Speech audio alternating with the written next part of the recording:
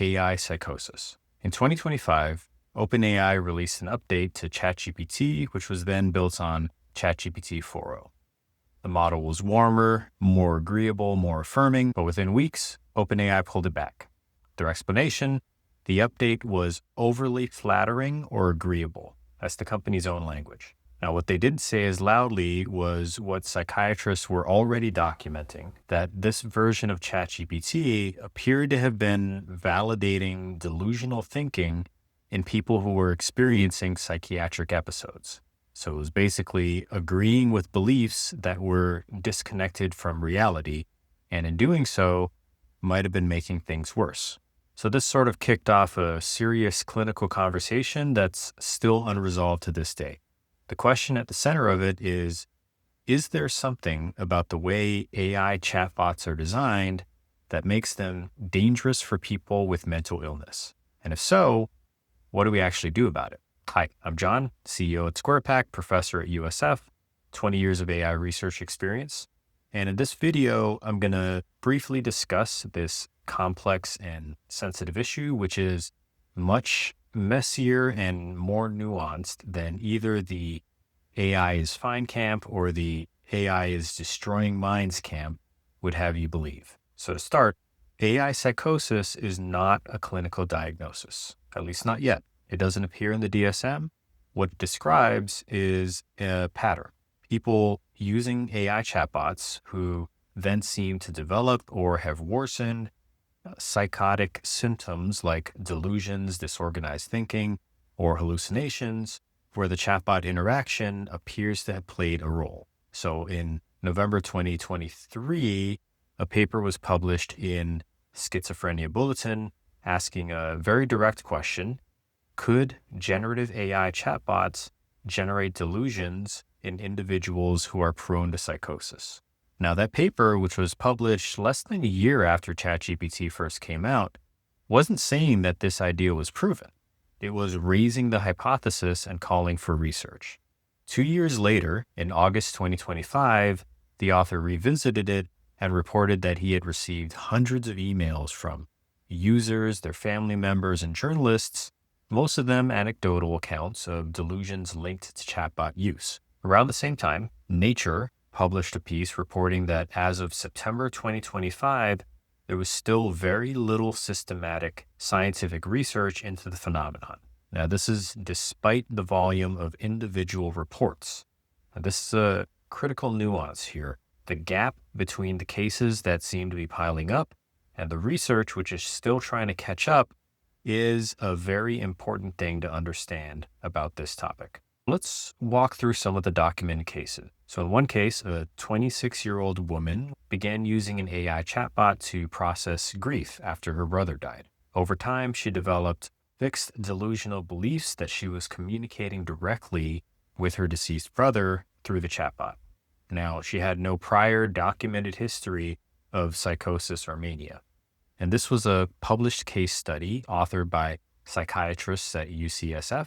And here's the reason this case matters. This debate often centers on whether AI chatbots are worsening pre-existing conditions in people already prone to psychosis, or they can actually cause problems with people who have never shown previous symptoms before. In this case, it was a new onset, no predisposition on record. In the second case, a man with a prior history of psychotic disorder became romantically fixated on an AI chatbot. When he believed that the AI entity had been killed by OpenAI, he sought revenge. And that incident ended in a police encounter in which he was shot and killed. None of these cases on their own prove causation, but they seem to, when combined with other cases, form a pattern that's serious enough that the psychiatric community is not dismissing it. Let's talk a little bit about the mechanism that seems to be responsible for this, because it's baked into how a lot of these systems are actually built.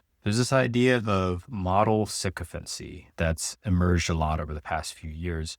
AI language models, or large language models, are trained using a process called reinforcement learning from human feedback, or RLHF for short.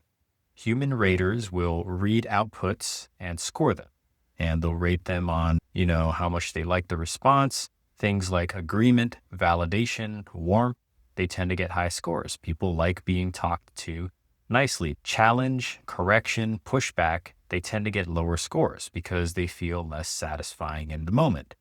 Over millions of training iterations, the model eventually learns to mirror this positive thinking back to users.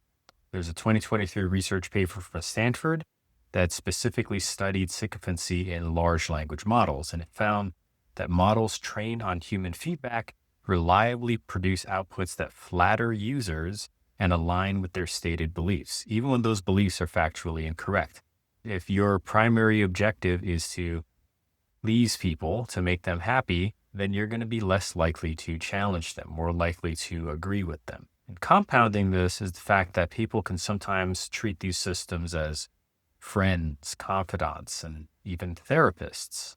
These products can be designed to sound empathetic, to use your name, to remember your problems, to express concern.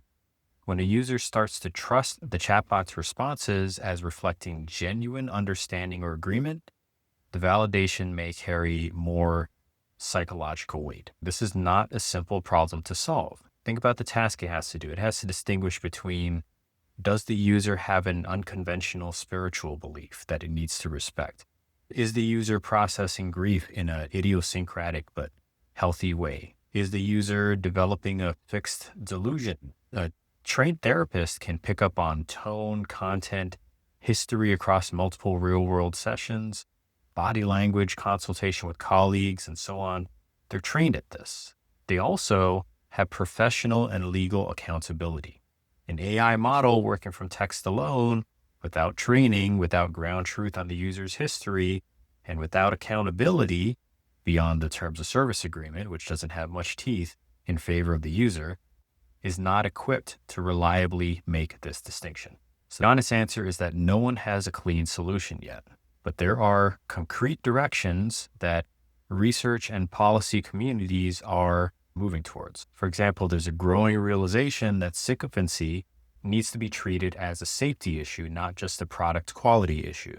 When OpenAI pulled back that GPT-4o update, it was framed as a bit of a product experience decision, but it should also trigger clinical safety review processes with independent oversight. Furthermore, the research gap has to close faster than it's currently closing.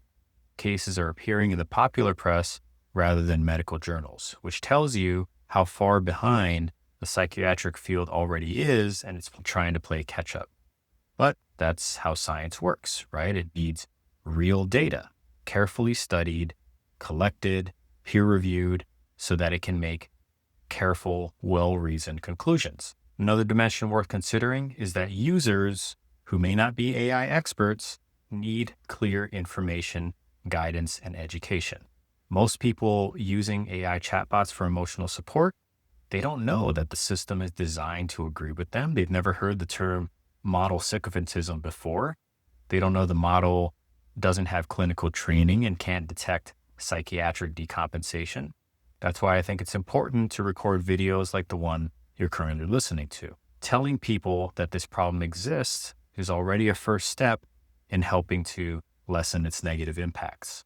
So here's where I land on this. The evidence for AI psychosis as a widespread, causally proven phenomenon is not there yet. But again, remember there's nuance to this, right? That doesn't mean the phenomenon's not real. It just means that if it exists, it's not yet fully understood. And that could change tomorrow. The current evidence base is case reports and clinical observations, not yet population level definitive studies. But the mechanism is real. This video is one of many in a series. It's a microcourse on agentic AI designed to be accessible without an AI or a heavy tech background. If you found it useful, please subscribe to the channel, follow LinkedIn for more, and give the video a like and a comment to tell us what you want to see next.